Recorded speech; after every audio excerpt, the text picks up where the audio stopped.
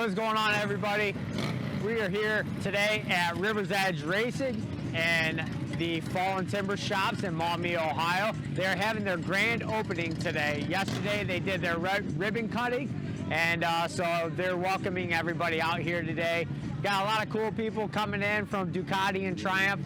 River's Edge Racing is your local power sports dealership for off-road and on-road racing. They're coming out with a new Triumph dirt bike, and then also in the works will be a Ducati here in the near future as well. So let's go inside, check it out, and see what they got going.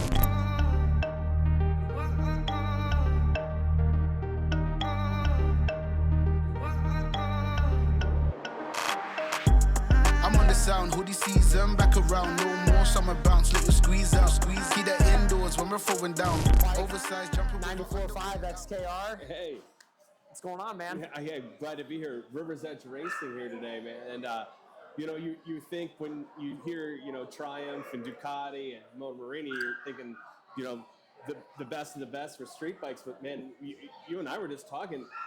Triumph's coming out with a dirt bike. Yeah. And so is Ducati. Yeah. So what's that say for, you know, dirt racing? You know, I've been a street bike guy my entire life pretty much, but man, motocross, better look out. I mean, what's happening? So the cool thing is, like, you know, with River's Edge Racing being here in Maumee, Ohio, they got an awesome facility. It's right here at the Fallen Timber Shops. Like, very accessible, very appealing. Obviously, everything's like super clean, really big, open floor space. And, you know, so they're bringing on the Triumph right now. The Triumph 254 stroke is in the Premier 250 class right now in the AMA Supercross. So they have an entire circuit that, you know, goes from each football stadium and some baseball stadiums, the Monster AMA Energy Supercross. Right. And so they're actually doing pretty good right now. You know, they have two riders that are racing those Triumph 250s right now, Jalik Swoll and Evan Ferry. They're two very young kids, but they're doing a really good job, you know, promoting and marketing that bike. Been hearing some really good things about it too. So sounds like they got some really good bottom end power on them. And the guys behind the scenes that are helping with develop that bike, like Ricky Carmichael, you know, the GOAT, greatest of all time. So it's pretty neat. And then, you know, obviously River's Edge is going to be selling those bikes here. They're supposed to be getting the first ones in the States here soon. So we have Cameron Dock. He's a local rider from Bellevue, Ohio. And River's Edge actually picked him up and sponsored him to be their rider for the Triumph 250. So that'd be pretty neat. So. Yeah, that's going to be great to see a local guy. And then we were talking too, can you believe it? Ducati's going to get in the dirt bike. Yeah, Ducati too. So right now they're in the works to make a 450, which is the head premier class. Right. That's where all the big guys are racing, you know, like Eli Tomac, Ken Roczen, Jet Lawrence, you know, the guys like that. They're Cooper Webb, Justin Barsha. They're all racing that 450 class.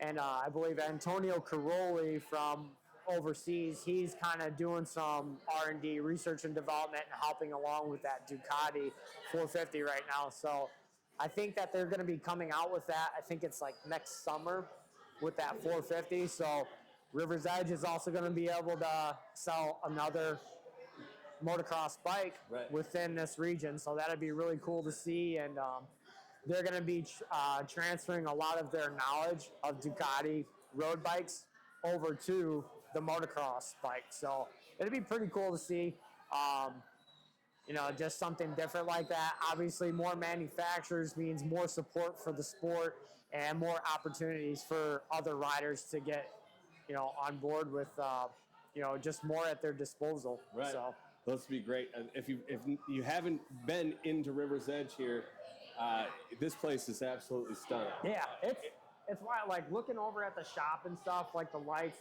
they got like the honeycomb lights in there, and the floor's like immaculate. It looks like you could eat off of it. Right. So, and I think that says a lot about you know, about your shop. Is if you look back there and you see a mechanic with tools everywhere, and it's just dirty looking. I mean, That's okay if that's your own garage, but Yeah. you've got to be appealing to people that come in. I'm like, if I saw that, I would be like, what's going on here? Yeah. You know? No, everything's got a place. Everything's put away and organized and squared away. So Yeah, this place is definitely immaculate here in Maumee, Ohio. This is River's Edge Racing. If you ever get a chance, stop in, say hi to the owner, Kirk. He's here. He's always here too, and check out some of the beautiful bikes they have in here. It's great. Yeah, definitely. And I appreciate you stopping over and getting to talk with us a little bit. And it's always fun to talk motorcycles, whether it be on the street or on the dirt. It's always fun. Yeah, and like you're a big advocate on the road side of stuff, so absolutely. now you're going to be able to see a little bit of the dirt bike side too. Do you want to hear a dirt bike story? What's that? I was living in Hartford, Connecticut, and I was on the radio there, and AMA had come there. And they said, hey, you're going to go up there on the course, and they're going to let you take somebody's bike, right? Yeah. So I get there, and I'm like, oh, okay, cool. So I'm thinking they're going to get a pit bike or an 80 or something. No. I don't know. I get on the Team Honda Factory 250. I step up on this huge milk crate. I can't even get this thing going. And guy comes over, jump starts it. I get on it. I literally make it into turn one. Boop! Dump it on there. Everybody on the track comes out, picks it up for me. I jump back on it. I get it going again. I get going to the straight, and the guy's like, you got to really get on the gas on this thing. You're not going to make these corners. So there I go. Down the straightaway, no problem. I'm not hitting any triples or anything. I'm just riding the bike into that turn. Dump it. That was all of my motocross life right there. Hey, it's all good. At least you got a little taste and maybe a little respect for the sport too. I was going to say, mad respect for motocross, man. Yeah. Wow, there's so much that goes into that. It's unbelievable. Yeah. When it comes to just, getting on that bike itself, trying to start it, I realized, hey, I might be in over my head here. You know? So. Yeah, it's a lot. I mean, a lot of people think, you just like motorcycles on the road, you just sit down, you twist the throttle, you listen to the radio, but motocross is definitely not like that. It's a very physically demanding sport, and then you got little dudes that are 7, 8 years old that are doing the same thing, and they're doing the same speeds. So it's pretty wild. Amazing. So, cool. Rubber side down. Rubber side down. Yep. Hey, thanks again for having me. Yep, no problem, man. Thank you. Thanks.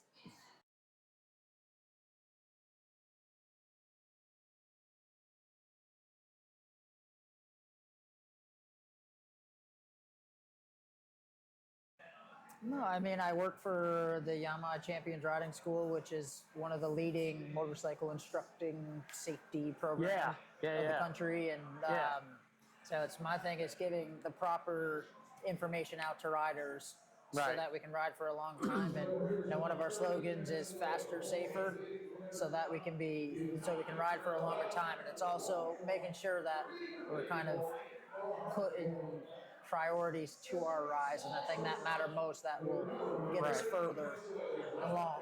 So. Cool. Yeah, so it sounds like, we having, talking earlier and stuff, it sounds like kind of a little more similar than I thought, backgrounds and racing and stuff like that. Yeah. So, Isaiah Davis, nice to meet you, man. Pleasure. How you doing? Doing good. So, where are you from, man? Born and raised out of Rhode Island. Rhode Island. Northeast boy. Started road racing when I was 12. My dad was doing some track days and stuff. Don't really come from a racing family, but we went down to New Jersey Motorsports Park where they had a kart track, and so New Jersey Mini GP was riding out there. And next thing you know, I saw it, brought my dad over there. He said, here you go, next week or whatever, got me a bike, and the rest is history from there. That's crazy. I kind of had something very similar. I think I was like 9 years old, and one of my best friends from school rode motocross. His family, rode dirt bikes and stuff, had a history, and me and him were drill partners. We used to wrestle, and we were drill partners together and stuff. And after we became good friends, we started hanging out in the summer months, not just during winter, Hanging out, riding. And all of a sudden I go to his track, his house, and he's got a dirt bike track out there, and he's got dirt bikes, and I was like, what is this about, Yeah. And then all of a sudden it was get bit with a bug and your hook and getting reeled right in. Next hook, thing you line, know, and anything sinker. and everything that you're doing is focused on how can I get to the racetrack? How can I afford the next set of tires? Yeah. Every step that we were doing has kind of been drived in that way. So. Yeah, I got my first dirt bike on my 10th birthday. It was a 79 RM50 dual shock. Come on. Yeah. And then, after that, it was just love, man. Passion for the sport. I got hooked, and it just, now it's kind of consumed my life. I've passed it on to my son, who's 8 years old, and he's starting to do pretty well for himself and racing, all over the country. And it's, all the stress that my dad had to go through, and working the long hours to take me racing and stuff. Now, he tells me now you know how it feels. So you get some perspective to all the hard work that sometimes we may not see at that young age. And now building this and being able to share this passion, especially into our loved ones, is unmatched. It's truly great to share that together. You guys are building a lifestyle, and it's something where as long as it's not forced, and that's something that he wants to do, and he has the desire to continue to grow. Absolutely. Is how someone is going to really prosper in the sport. Right. You got to figure out what the sport offers, and there's only so much that you can do. So control the things that you have control over. Right. The rest is going to be what it is. Yes, So exactly. It's and that's a huge thing, man, because like you said, you can only control what you can control. But if you give them the decisions, I'm sure you see it too, in the motorcycle world, where dads are kind of forcing the issue and a little crazy. Too much. I call them little league parents on steroids. Yes. Because it is a forced march, and there is something to be said about hard work ethic, and yes, pushing them if that's what they said that they want to do. Yes. But there's also too far. But and you take the fun out of it, and my biggest thing when I'm coaching, smile's worth a second. Yes. If you're not willing to know that you're here to push everything to the limit because you have the plan, it's tying everything together. It's not just the repetitive, hard, fast, go, go, go, go, go. It's a methodical thought process to making sure you're tying everything together, so everything comes together at the very spear and pointy end of it. So right. Yeah, and it's wild too, because you're in the motorcycle world, the superbike world. You're racing, all these super cool races that I kind of watched growing up as a kid and as an adult, like the Daytona 200 and things like that. You see all these guys that you kind of look up to on that side, even though you're not in that sport. You still watch it because you respect it. It's two wheels. It's pretty neat. And so being able to talk to somebody like yourself that, has a long line of, credentials in that sport, it's pretty cool. So your background with racing, you kind of evolved and grew, got better, had that drive and motivation, and biggest thing, discipline, to hold yourself accountable to your goals. What are some of the things that you've done over the years that you kind of had some moments where you're like, man, this is pretty sweet what I get to do? Man, I really have to give a lot of credit to the company I work for, the Yamaha Champions Riding School.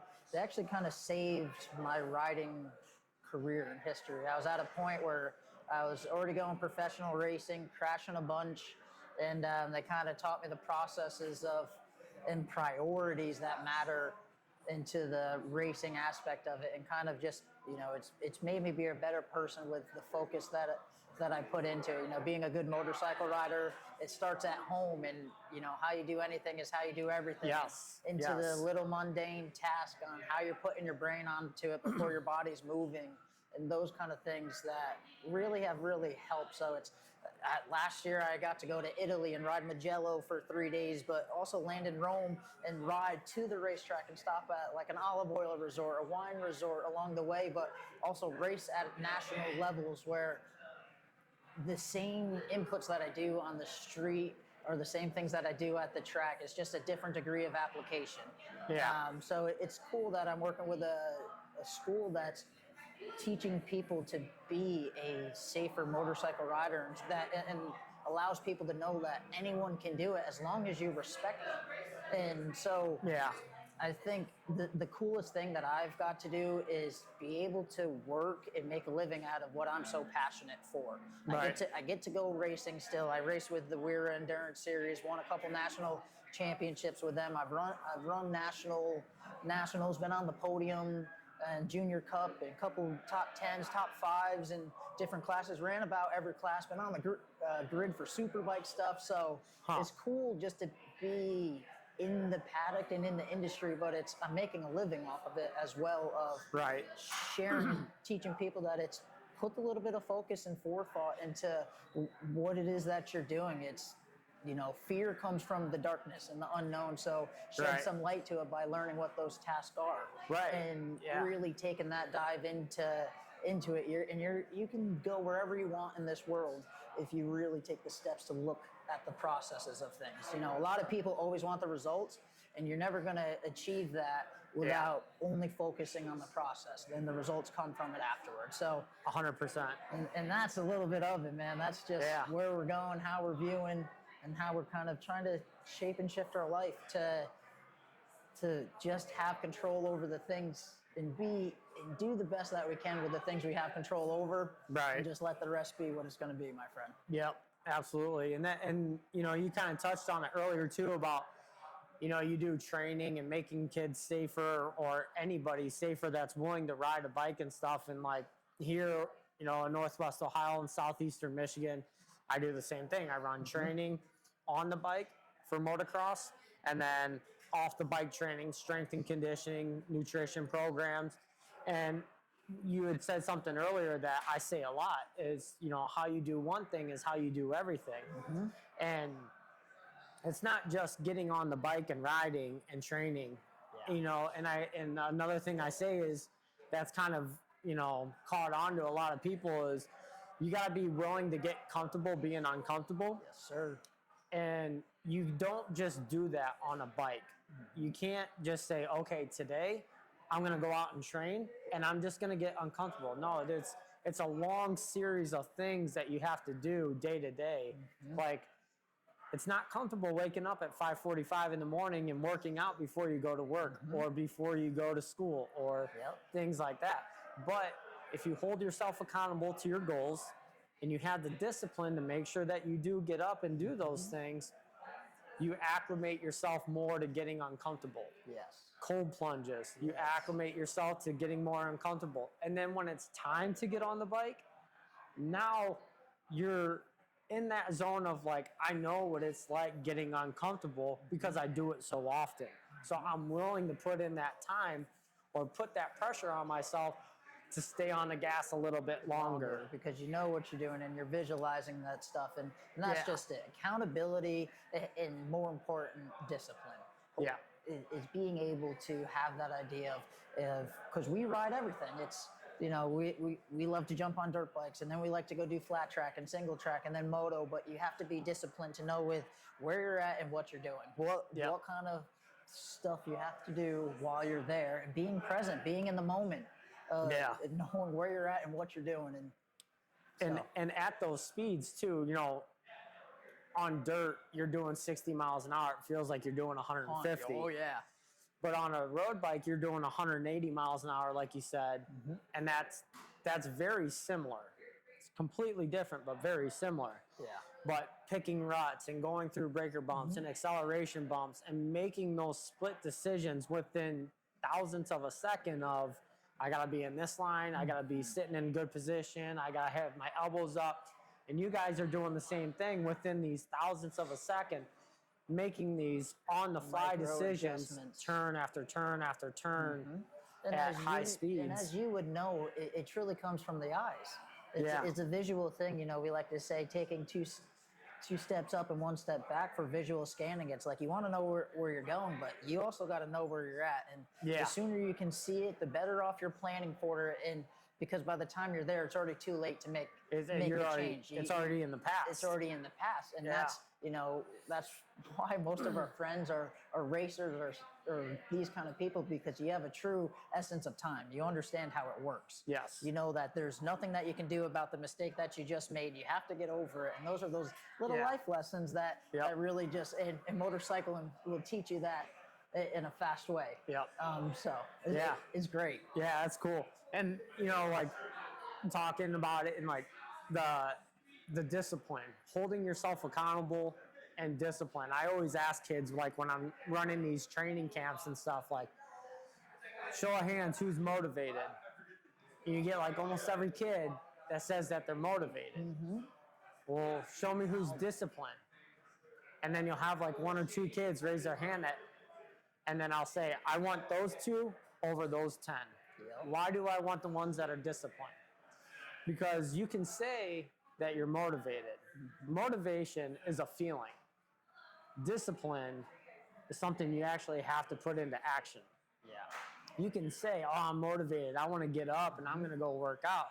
But when that alarm clock goes off, people are quick to hit the snooze button and sleep in. Are you trying to get up, or are you actually getting up? Instead of trying, be a doer. Kind of thing. And those are the things that we always look for. Don't talk about it, be about it. Yeah. So having that discipline and, you know, doing the things that we've been doing and stuff, you really hold those kids accountable and you find out their truth of, do I want to go to Loretta's? Do I want to go pro? Well, what you do every day shows me that you don't. But the kids that stick to the program and make those sacrifices of, do I go play Fortnite till 1 in the morning, or do I go out and hang out with my buddies, or do I go play? Or the long goal. And that's where you can see most of the stuff come in. And it's, you know, you can't force the kids to want to do it. You can only show them as much. And the biggest ones that we see are the ones that when they get beat, and they don't like getting beat anymore. Right. So, you know, when you're winning, things are all easy. You don't have to do too much. But the ones who are getting beat and are sick of getting beat, they're going to work that. They're going to be up an hour earlier so that they can get in the gym before school. And that was kind of my thing. I was late to the game, but I had the hunger to figure out what it was to be there, to at least put myself a little bit closer, do as much as you could to be that much closer. And it's those steps that certain people take, and the certain discipline that it takes. And it's great to see. And these kids are so malleable.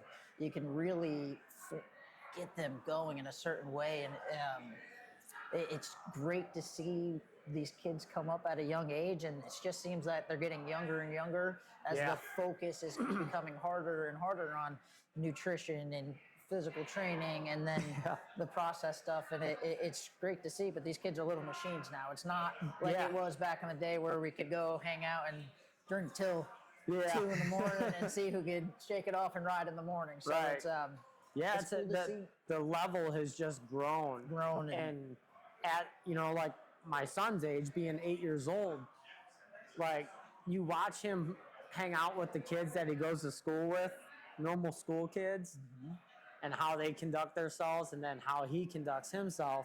It's like he's 15 years old compared to the other 8-year-olds. It makes you mature. Yeah. And that was a tough thing, you know, going to school and stuff, starting racing at 12. Some of these kids that I know, they've been racing since 6 years old, and then you start building a life where that's all you know. Right. And so you like we were talking about, it makes you mature pretty fast in some of these things. And it's a trip. Yeah. It's cool to see all the stuff that's happening in our world, from road racing to these kids racing dirt bikes. And it's, you know, a lot of things are transferable. We do it all. So it's fun to work with it. I think one of the greatest moments I've had was working with Ryan Villapoto coming to our champ school, and dirt guy, and just a lot of things transfer over. And we're always focusing on grip and trying to put the most power to the ground. We just, you know, manipulate it in different ways. So it's fun to share that passion of two wheels.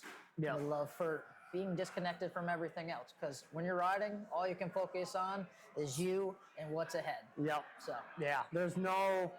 it's not like golf where you're like, oh, I got to pay bills on Monday, or I got this going on. Like when you're when you're on the seat, you know, and you're riding, That's all it is. everything is, and sometimes, and I've known from, you know, my experience racing and stuff, there's times I come off the track and it's like I blacked out. I don't even know what I was really doing. I was just in the moment. There. And so hyper focused and intent in the moment. You're so focused on what you're doing at that time that when you get off and you're like, you know, somebody says, "Oh, you got kicked out a little sideways," and you're like, "I don't even know what you're talking about," because you're just so in tune of what's coming ahead, you know. Yeah. And that's it. And that's the love that we have for it, where it's like that we try to share with other people. That you can be there and you can truly just forget about it and focus on that. That's where the euphoric feeling of motorcycle riding comes in play. It could all be at different levels that we're doing it at, but that's the disconnect that it's only you and the bike. And there's no feeling like it. That gut feeling you get coming out of a corner, pulling second, shifting third, wide open, shifting the fourth, like that inertia, that, you know, that G-force type feeling that you get, you know, hitting a jump. Oh, yeah. Having that flightless feeling and adrenaline, my friend. Yeah, adrenaline. Yep. And it's you try to explain it to people that don't do it, but it's almost undescribable. It's just something you got to do to. Yeah, and I would say should be meant for everyone. Everyone has that kind of mindset at some point of wanting to experience and go about it. I think it's the fear of not knowing what or how to do it. So it's making sure that we can shed some light to it and give them the proper tools of what to expect. Tools. Yeah. So. No. Well, hey man, I really appreciate your time. It was super pleasure, cool meeting you, dude. That was awesome. So, Thank you. Thanks a lot. Well, Isaiah Davis, make sure you follow him on Instagram and stuff and check out his racing career. And it was awesome talking to this guy. Thank you.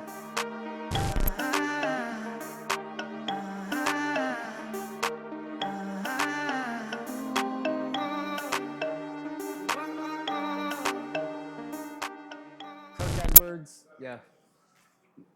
Good to see you again. Yeah, thanks for stopping back in. Dude, Good. Grand opening today. Yeah. You did the ribbon cutting yesterday. Yep. Yeah, it's been really kind of a crazy month, you know. It's you know, a lot of everything kind of coming together all at once now, and you know, getting into the busy season, and racing season's already started, and you know, the road racing season started, and obviously you got Supercross and all that coming up, but it's pretty wild. So you're from Norwalk, Ohio. No, or Sandusky. Yeah, yep. Sandusky, Ohio. Yep. Over by Kalahari. Yep, right down the road from Kalahari, yep. What, I grew up farmer by trade, 20 years. I did motorcycle stuff kind of as just a hobby. Yeah. Buying and selling historic antique Ducatis, collect them, met the right people, got into this thing. But really it started with like a lot of the riding schools that we did on the roadside. So like a lot of mini stuff, the old Valleys, which are pretty much a mini GP chassis. And we would teach them on go-kart courses. Okay. So that's kind of where this thing really got its legs and really got to be known. And then, that was, and then you meet the right people as far as, you know, when you're in this industry, it is a small industry, especially when when you get into Euro bikes or metric bikes, you know, and then when you get into racing, it's even smaller. And then you get away from the dirt stuff and get into the street stuff, it gets way smaller because the dirt community is huge. Right. And I think that's why we're trying to be a part of the dirt community now, is we're starting to see that, you know, even the guys on the dirty bikes can go fast too. Yeah. It's pretty wild. I was talking to Isaiah earlier. Yeah. You know, he's a racer and he's been all over and done some really cool things. And we were talking about how, you know, fourth gear wide open on a road bike on asphalt is very, very similar to being fourth gear wide open on a 450 on the dirt. Oh, you know, okay. dirt riding on a track, you know, a dirt bike track, doing 40 miles an hour feels like you're flying. Yeah. And then also, you know, doing 180 miles an hour, you know you're flying because it says it on the speedometer. Yeah. But like, you know, it's just how different, you know, like you're doing 100 miles an hour on a road bike, you shift from first to second gear, you look down, you're doing 100, it feels like you're doing 55, 60. Yep. But when you're going, you know, race speed, I think it's a lot with your vision and stuff and just your mental attitude of that race mentality. But it feels just as fast. So, like you said, you know, dirt guys can go fast too. Yeah. I mean, like with anything though, the speed kind of slows down once you get going that speed all the time. Like any of these dirt guys are going to tell you too. You know, once you're really ripping, it does slow down and it doesn't feel like you're going as fast. That's why it pays for, you know, training. Yeah. You know, all these kids are putting in all this track time. You know, there's something to be said about, you know, you're just going out there to spin some laps with your buddies, or you're going out there to get better. You know, right. There's a difference between a quality lap and you're just going out there to screw off. And, right. You know, and that's the difference between the good riders and I think the great riders. Yep, absolutely. And, you know, I see that, you know, multiple times a week running training and stuff. It's like, you know, there's guys that don't go out and train. They said, I'm just going to go ride. Yeah. And, you know, they get seat time, but they're just riding the ride. Yep. It's like they're doing a Sunday cruise. And then you got the guys that actually want it and they're actually getting after it and we're correcting the mistakes and making the small adjustments and dropping the tenths of a lap, you know, because you think a tenth of a lap is like that quick, but in the racing world, you know, a tenth is everything. 2 tenths is huge, you know. I mean, I can't speak for the dirt, but I know on the asphalt, you know, a tenth of a second, you know, it could put you down a couple of spots. Yeah. You know, if you're qualifying. Yeah, absolutely. You know, and you're a tenth back, you could be a couple places back. You can go from first having pole position all the way down to fifth real quick. Yep, depending on the track for sure. Yeah. So, yeah, little things pay off, you know. Yep.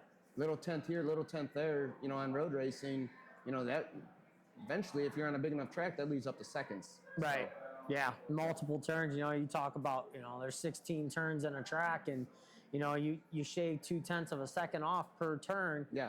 Well, after, you know, how many laps, now, you know, you got a 15-second lead. Yeah. You know, so it makes a big difference, just those tenths right there. Correct. Yep. You know, you grew up kind of getting into motorsports and stuff, and then, you know, now you got the dealership. How'd that come about? You know, obviously you're saying the schooling and training, that kind of really brought the legs, but what really made you have the vision of, I want to run a dealership? And so first off, the dealership thing, I had always wanted one. It's been something that I really, it was kind of a dream of mine. Even when I was farming and stuff like that, that was always I thought that would be cool to have one. I didn't know how it would be obtained. Yeah. But I was like, that's what I want. Yeah. So really what happened is, I had a conversation. I have a really good friend of mine, Jeff Nash from AMA D12 Dallas. I had bought some bikes from him. He's actually a mentor of mine even to this day. But him and I were talking, you know, I was just down in Texas. We were doing some other things down there related to motorcycles, but not related to dealership stuff. And I just said, hey, if the opportunity ever arises or you hear anything, you let me know. Or if you would want to put on, you know, maybe a satellite dealership, I would be very interested in maybe helping you with that. And that was said, it was probably before COVID. Yeah. You know, didn't hear anything. You know, he said, yeah. He's whatever. So time goes by. You know, we're after COVID. You know, all the race stuff had already happened. You know, Champ U has happened. And now I'm just trying to figure out, what am I going to do? You know, what am I going to do? I'm not farming no more. Not doing any training anymore. Like motorcycle. Like I was almost wondering if I'm going to get out of motorcycles. I was talking to Harley Davidson. There was a position there. Nothing about me screams Harley, but I was like, hey, it's a motorcycle. Right. You're in the I'm pretty industry sure we somehow. can kill it, you know? And, you know, being friends with the Wymans, you're already kind of into that group of guys anyways. So I had some ideas there. And in the middle of talking to those guys for a couple of weeks, Jay Drew from Ducati, who he's one of the big shots in North America, calls me up just out of the blue. It's like, hey, Jeff told me that that I should call you.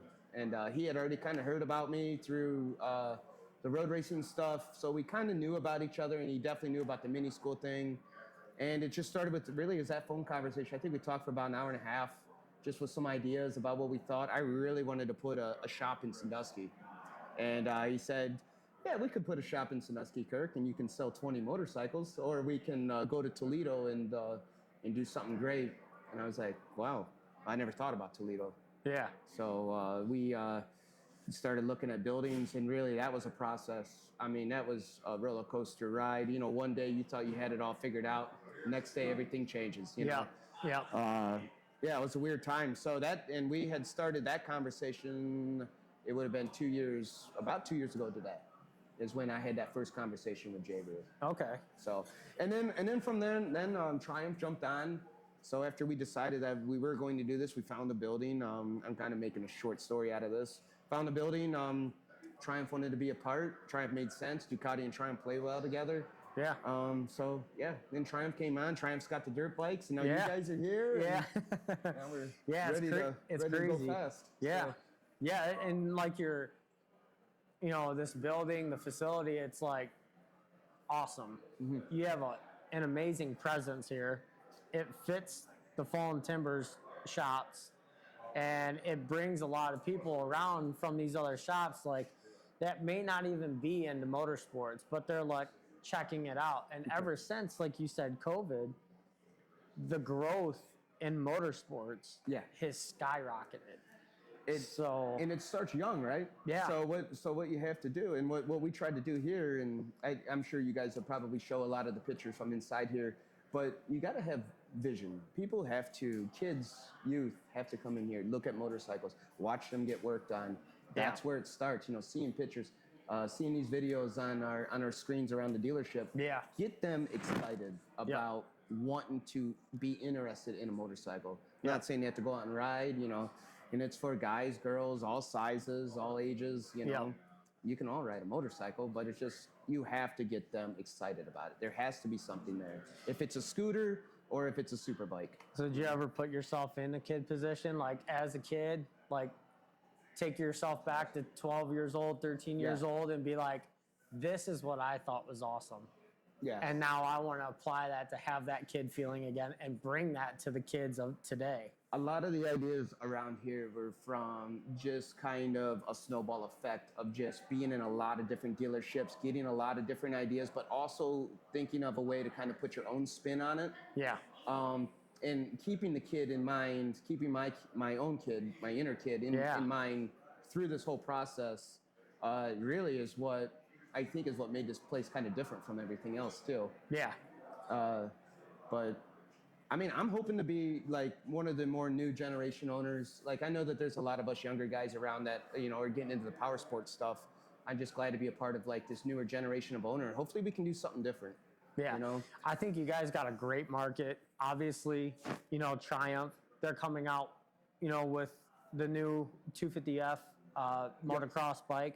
Ducati's going to be coming out with a 450 next summer and a 250. Mm-hmm. Triumph's going to have a 450 too coming out soon. Okay. So, your background with being road bikes and stuff, but now you get a whole nother demographic that within the area of Northwest Ohio and Southeastern Michigan that might want to buy a Triumph or might want to buy a Ducati. And so you're dipping your feet into that market too, which is really neat. I know. Yeah, it's been, see, about everybody in here has a road background. Right. And now we're trying to just figure out, are we going to have to bring somebody in with the dirt bike background? We had a couple of prospects and we've had conversations and it's something that we're going to have to address, I believe. Yeah. But we haven't, we're still waiting on dirt bikes to show up. So. Right. Yeah. Hey, at least you're the first dealer that gets them. Yeah. We are the first ones that get those new cool toys. So yeah. Can't wait. And so big news. Yeah. I approached you a while back. Yeah. And come to find out, we're on the same page with a lot of stuff. We think a lot alike, and we put a vision together. And you're now the District 12 AMA Motocross Championship title sponsor. Yeah. And that's huge. That's huge for us, man. So, like, props to you for stepping up. And, I think it's really cool what you're doing and coming into the motocross world. and giving the sport, because it is a big community around here. If you look around, you know, you put a pin on this shop right here, this power sports dealership, and draw our radius. There's a lot of fast kids and a lot of fast riders that are within this area, and the sport's growing really well too in this area. Okay. We got a lot of good tracks and things like that, and for you guys to step up and say, hey, let's get after it, you know, that shows your dedication to not only just motorsports in general, but also showing dedication to the motocross side of things, which you're learning as you go. And I think that's really cool. And you being, you know, having the chance to get out to go to the series this year and watch the races. And I know you were at some of the races last year and stuff. So I think that's really cool. And, you know, it's a huge prop to you. And I think it'll be cool to have your guys' sweet logo a part of the D12 Hopefully. series this year. Yeah. And so it'll be pretty neat. Yeah, no, it's no, we're looking forward to it, and you know, we appreciate you, you guys wanting to, you know, deal with some road bike guys. Maybe show us a little bit, you know, this side of the sport. But yeah, I think that I think it's something that is going to be well. It's going to be good, and I think it's going to grow. And I'm happy to be a part of something that's going to grow. And it's either, hey, we're going to jump on board, or you're going to get left behind. Yeah. And that's the way I look at it. And the dirt community is so big here that we're going to need the dirt guys, and then hopefully, you never know, maybe we'll poach some fast dirt guys out of there and get them back on a road bike or something like that. Do something fun. Yeah, so. I'd be an advocate of that. Yeah. You know, just I had a road bike. I won't say what brand or anything like that, but I had one of those super bikes for a while, and I got a taste of, you know, I always wanted one as a kid growing up and stuff. I remember looking in magazines and seeing the ads in there with, you know, the race bikes, and I was like, dude, I want one of those one of these days. And I got one, and I got to experience that and translate all my dirt bike experience to a road bike, and it was just so fun. I loved it so much. I always wanted to race one, never got into racing because I never knew where to go, what to do, you know, how to get into it. It's a hard thing. I mean, who do you talk to get? I mean, when I was first trying to get into doing track days and stuff like that, way back when I was just getting into it all, I had no idea who to even talk to, and it was like I started doing internet searches and things like that, and finally you just had you know, it's all who you know. Yeah. But yeah, and then I remember that going to the track first day all by myself. Like, I'm not going with a buddy. I'm going there. I brought my own trailer, brought my own bike, warmers. Yeah. We're going to figure it out all by ourselves. And we did. But meet people pretty quick. Like, I mean, gift the gab, you can meet people pretty quick. So. Yeah, once you start showing up and you start talking to people, it's like, you know, the motorsport industry. You're not going in there acting like you're fast. You're going in there wanting to learn, knowing that, you know, I'm new here. Right. Everybody has a first day. Yeah. Right? No matter, everybody, I really kind of bothers me when people are like, well, you know, I'm going to be slow, or I'm going to suck. Well, do you know that no matter what, somebody had a first day? Right. So, as long as you're having fun. Yeah. Like, you get to ride a bike. Like, not too often you see somebody with an upset face riding a bike, you know. Everybody's happy when they're riding bikes. Yeah. They're all smiling ear to ear. So it's like, you get to go and ride. I've never seen, if somebody's frowning on a motorcycle, I don't think I want to be their friend. Yeah, me neither. Unless they just got passed. Then I want to be their friend. That's the only times it's exceptional, you know. Yeah, the only time you can frown on bikes when you're getting passed. Yeah, but no, it's just cool to, you know, just within the past year and stuff, just see how quick you guys grown and how much you put the time into, you know, the roadside and the knowledge that you guys have here on the roadside, and then also dipping into the motocross side of things, and just being open-minded and knowing that you have a lot to learn, but you're okay with like knowing that you have a lot to learn. And that's like, I think that's so cool that you guys are, you know, going full steam ahead with it. And I think that shows, you know, why you guys are a title sponsor, and that, you know, you guys are going to keep making progress and be successful. Yeah. So it's the goal. Yeah. Yeah. No, and yeah, we appreciate it. It's yeah, let's make some cool things happen. Yep. So And you guys had an awesome opening today. thanks. You got, some kid just won a bike. Yeah. He paid $20 for a $20 ticket. for one rep. People are buying arm length. Stripped, yeah. He just throws in $20 and wins. He was standing right next to him when they called the name, and he just like staring at them like, yeah, I'm right here. Yeah, somebody said he was like eating a pizza, had a mouthful of pizza when they called his name. Yeah. but that made it fun. I mean, that was so cool. Yeah. No, his expression was priceless. Yeah, I was standing over there, and I got to see him. He goes to me, he goes, you remember me? I came in one time. I'm like, dude. I don't know. Yeah, that was, I put my $20 in for a ticket. I was like, man, if I won this, like, my wife's gonna go, what are you doing? Take it back. But luckily, a kid like that got it. And he said that his girlfriend was over getting her ring cleaned. Yeah, when she walked in the door, did you see her face? No. She's like, because he's sitting on it, she didn't even know. That's awesome. Oh, yeah, good stuff. Yeah. Well, yeah, I think this year is going to be really good. We got some new tracks on board with the D12 AMA series. We got Delta, Sandusky Valley Riders down in Tiffin. They're doing an excellent job reshaping the track. Amherst Meadowlarks out kind of over by your way, just east of Sandusky. It's over in like the Amherst, Lorain area. Okay. And then Tri-State Butler, which is in Butler, Indiana. So it's just down Route 6. So we got some good tracks for this year. Got a lot of good riders that are going to be competing in the series as well. And then also you have one of the kids that I work with, Cameron Dopp. Yeah, who's going to be coming on board with you guys racing the Triumph this year. Yeah, as soon as we get it in, though. We were supposed to have it weeks ago now, but here we are. So hopefully next week he'll get it.